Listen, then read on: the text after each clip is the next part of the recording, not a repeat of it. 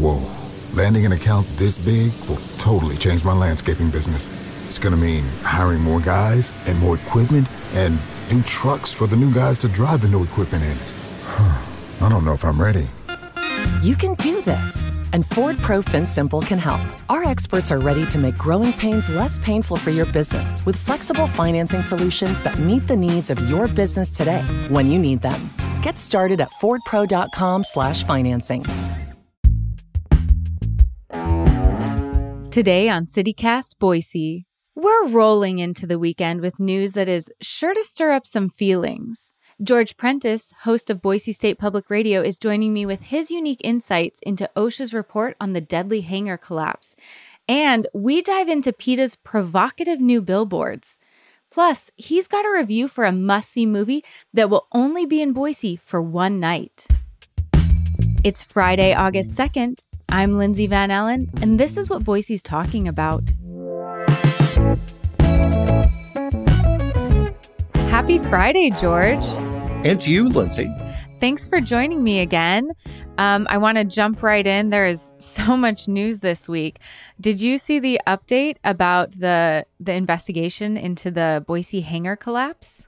Absolutely. And this is the ultimate investigation. This comes from OSHA, Occupational Safety and Health Administration, and they've got a pretty big hammer, I guess, to come down on in this case, the developers, the builders. There's been several different articles and different news sources about this throughout the week, and it sounds like there was quite a lot of investigating that needed to happen. I mean, one article from Boise Dev stated that there were over 5 different areas where there was negligence or they had been violating basic safety standards. Like, there was a lot going on here. The thing that really jumped out for me in the report was an actual quote from David Kearns, and he is the person in charge. He's the OSHA area director here in Idaho. And I want to make sure I've got the right words here. The tragic loss and pain suffered by so many is compounded by the fact that Big D builders could have prevented all of this from happening. That is as plain as day, and it's a real gut punch. Yeah, I thought that Kearns was very direct, which sometimes with these federal reports, they're slightly more ambiguous or they don't want to necessarily make waves. But yeah, like you said, he was very direct. I thought the quote that just also really hit home is when he called them out and said, Big D builders' blatant disregard for federal safety regulations cost 3 workers their lives and cost at least 8 others to suffer painful injuries. The company's irresponsible construction methods left the aircraft hangar structure extremely vulnerable, end quote. Like, it doesn't get much more blatant than that. Yeah, you are irresponsible, period. Wow. Yeah, and it's, I guess, George, what is maybe your takeaway from this? What should our takeaway as a community from this be? This is a really important news story. Yes, it's provocative. Yes, TV, press, radio, we're going to do it because it was a high-profile accident near the Boise airport. But the importance of this story and the reason it has to be on the front page and the reason it cannot be repeated enough is that this has to stop. And the reason that this is such a harsh report is it's a shot across the bow to all developers and to all builders. This has to stop. I've covered more than a few fatal construction accidents here in Idaho. And I remember several years ago, there were some men and women building a trench for a utility. And I think it was off of Hill Road. And so you can imagine what that is, right? They were a good 10, 15 feet down. I think they were putting in some pipe or whatever. It collapsed. The trench collapsed. People were killed. I get shudders when I think of it. That's when I first met David Kearns. I wanted to just follow up like any other reporter, but he invited me over to his office and he wouldn't show me anything in regards to the open investigation. But what I found was a person who took his work very personally, and he is a dog with a bone, and he's got a lot of people to help him with this. But he gets quite emotional when he talks about how things can be prevented. And one day he sent me an email. Again, this is years ago. And he invited me to an event. And it is an event that honors the memory of Idaho workers who died on the job. And it happens every year. And so I met him over there, and it's usually in the springtime. It's near the Firefighters Memorial off of Whitewater Boulevard. Oh, okay. Yeah. And there were families from every walk of life. There were families who had lost men and women who were construction workers. There were families of law enforcement officers who died on the duty. There were families of firefighters who were killed in a wildlife fire. And it was quite emotional. And he said, "This is why I do what I do." And I think of that all the time. And I'll be honest with you, the day that this happened, and what was this? The last day of January, I think this collapse happened. Yeah. I instantly thought of OSHA and David Kearns, and it's like, oh my gosh, I hope this construction company didn't do some awful things. But quite frankly, they are being accused of doing some very awful things. I mean, it is, when you read these reports, there's no way they didn't know this was a problem. This isn't a case where, it was a very windy day. There was, so that was happening. It isn't a case where it's like there was a freak accident because of the wind. Nobody could have seen this coming. It was just a total freak accident. Employees had said that there were visibly curved, bent, and wavy structural I-beams. There were unbalanced columns. Several wire rope cables had snapped the day before. Right, to the naked eye. Imagine that. Yeah. And so multiple employees said that they had been going to management, to the owners. Supposedly members of the team that was working with the crane had gone to their own, whoever owns that company, and said, "Hey, like, there's a lot going on here that is not okay, that is not safe. We don't feel safe on the job." And they basically were told, like, get to work, like, just do your job. Your job isn't like, to talk to us about what's going on. Your job is to do construction. And it wasn't like this couldn't have been prevented and was just a freak accident. This absolutely was negligent, according to the report. So what's going to happen over the next couple of weeks is that this company, and by the way, there's another company, I think it was the Crane Company, Inland Crane of Boise, they got hit with a serious safety violation and a $10,000 fine. And by the way, Big D, their fine totals almost $200,000 in penalties. And it's not about the money, by the way. But what will happen over the next couple of weeks is they will be able to refute some of this and maybe even negotiate whatever. And they will probably be given a period of time where they cannot do business. And that is where you really hurt a company. You can find them all day long, but where you really hurt a company is when you say, guess what? You can't do anything for X number of months and or years, et cetera. And the other thing I really want to make a point of is that there are very, very good companies who do the right thing. Otherwise, we'd be reading about these every day. Yeah. But it's important that we all recognize that there are too many men and too many women who put their lives at risk, whether it's in heat or other conditions which we cannot control. But when we can control, shame on us, shame on the people who actually, quite frankly, their pockets are deeper. But that's OSHA's job. And I can tell you that David Kearns, he's very passionate about this. He says, all I want to do is stop this from ever happening again. I appreciate that background, knowing how passionate he is about that and how much that means to him. My dad worked in construction growing up, and I was raised in a very conservative household. And so growing up, I would hear oh, OSHA just has all these unnecessary regulations. It makes it harder to do the job. It's, they're just coming after business owners. Like, these regulations are onerous. And I think it's important for everyone to remember why OSHA exists, that OSHA laws, OSHA code is written in blood, that incidents like this are why OSHA exists. That's a really great way to put it. Yeah, that growing up, I didn't have that perspective. And now I see that, this is a very stark reminder for us that these rules don't exist just to hamstring companies. That's not why they're here. It's to keep people safe so that they can keep working and providing for themselves and their families. That nobody deserves to die in a negligent job site. If it can be stopped, it must be stopped. That's the kind of community I want to live in, where construction workers, all workers, are going to their job knowing that their employers are going to look out for them, that they are going to be safe at work, that their employers are going to follow the basic regulations of safety.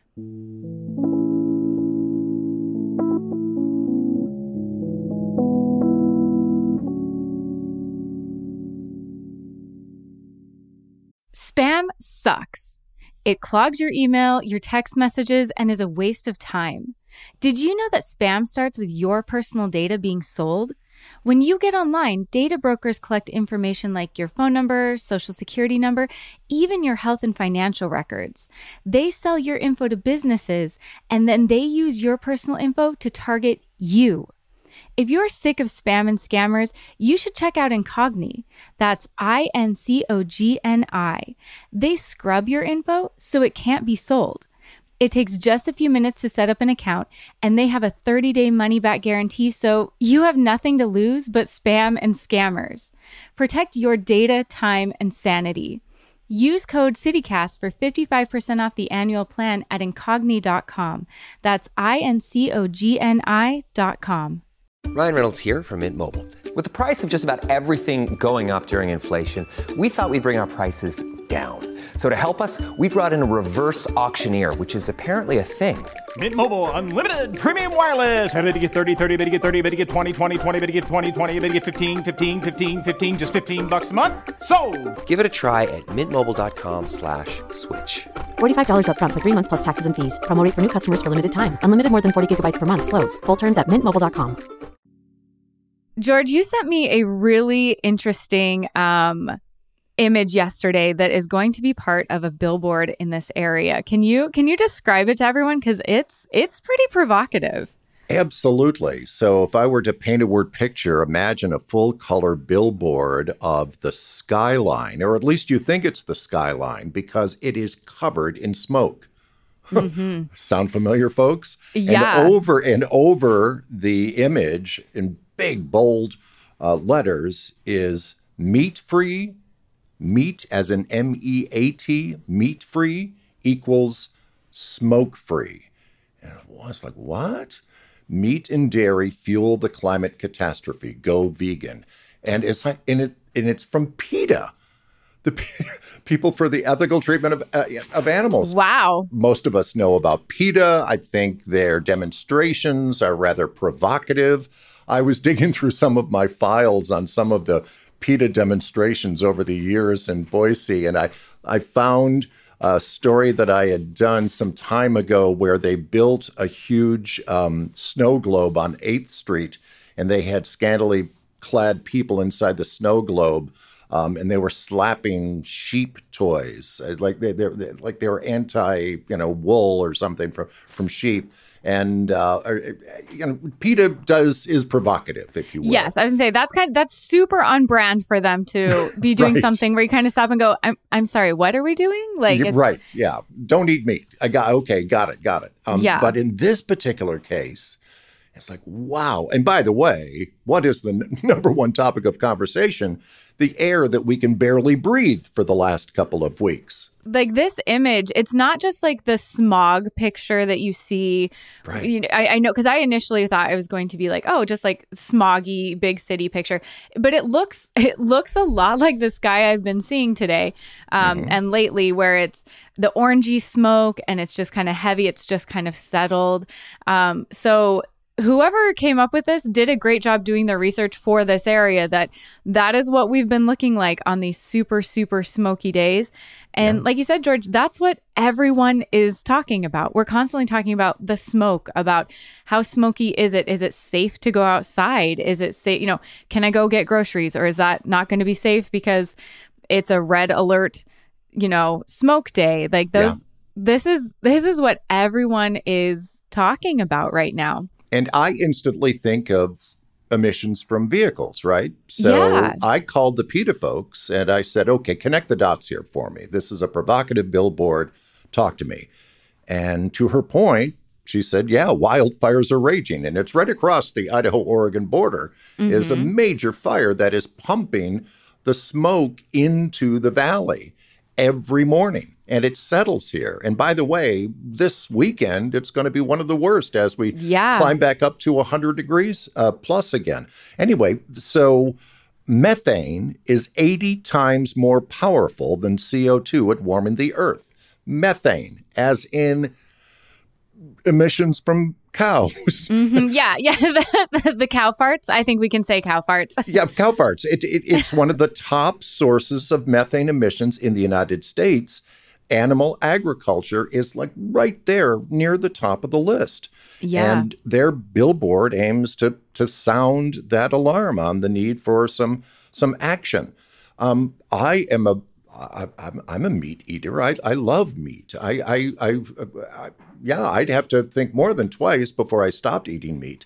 But boy, they've got me thinking because I just, default to the usual, I need to get an electric vehicle. We need to stop our deforestation of our wildlands. But another important part here in Idaho, I actually did some research the other day. For the record, there are approximately 2.5 million cattle in Idaho. Wow. That's a lot of farts. That's a lot. Wait, George, that almost sounds like how many people there are in Idaho. Are there more cows or are there more people? It's 1.4 cattle for every person no. in Idaho. Yes. If they could vote, they'd vote us out. Definitely they would.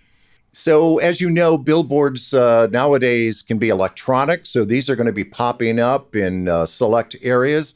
But for your listeners, this is where they'll hear about it first. This is going to pop up. And I think it's a fair amount I think it's a pretty good conversation. And especially, I think there's a generational divide on this too. Oh, I think we talked to a lot of folks 30 and under, and it's like, absolutely, I totally get this. So everything's worth a good conversation. And I think this is a good conversation starter. I agree. Well, it definitely got me thinking. I, like you, I'm also an omnivore. And so I kind of looked into this because, like you said, I am. My first thought was always like, yes, I need to drive less. I need to walk more. I need to, at some point, get an electric vehicle. So I did a little digging because I was like, okay, like it's PETA, nothing against them. They do good stuff, but it's PETA. So like, is this accurate or is it maybe overblown? And I found that, like meat production accounts for between 15 and 18% of greenhouse gas emissions.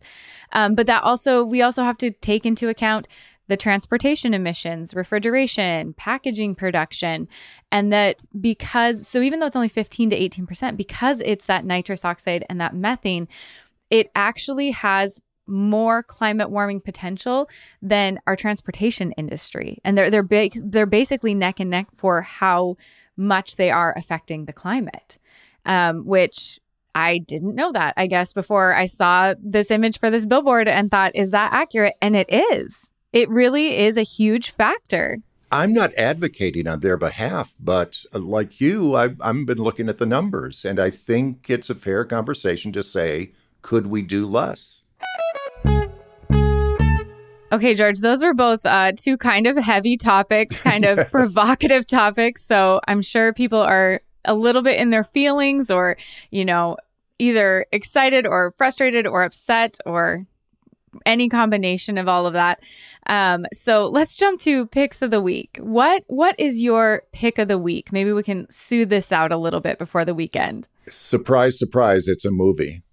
Oh, no, I love it. That's what I was hoping. I was like, give me something good, George. I need a movie. I need something happy. All right. What is your top pick movie? So somebody told me about this movie, Join or Die. And I said, Join or Die? What is that? Like the Fight Club? Is that is that the new Godfather? Join or Die? What is? Right? I don't think I've even heard of this. Right. And they said, no, it's a great documentary. And I like a good documentary. And they said, have you ever heard of the book Bowling Alone? And it's like, yeah, I think I do remember this. Mm-hmm. And basically, it was a book that came out. It was based on some social science that reveals that we go to fewer dinner parties. We join less. Fewer people join the PTA and fewer people bowl together, it turns out. I mean, there's actual data in this. So this guy was a pretty, highbrow Harvard professor. Well, a couple of his students in the meantime have become award-winning filmmakers, and they have made this movie based on this professor's bowling alone concept, and they have made this movie called Join or Die. And it is really, really good. So I got word that it's going to be coming to Boise for a one night only, Thursday, August 8th. Where's it going to be at, George? It's going to be at the Flicks in downtown Boise. Always like the fact that I can have a beer or a glass of wine when I'm watching. So I called over there and I said, one night, what's going on here? And they said, well, a couple of groups like Rotary and other nonprofit groups, they thought it would be a good idea to show this movie and then just give people the opportunity to talk about why we are disconnected or what it takes to join.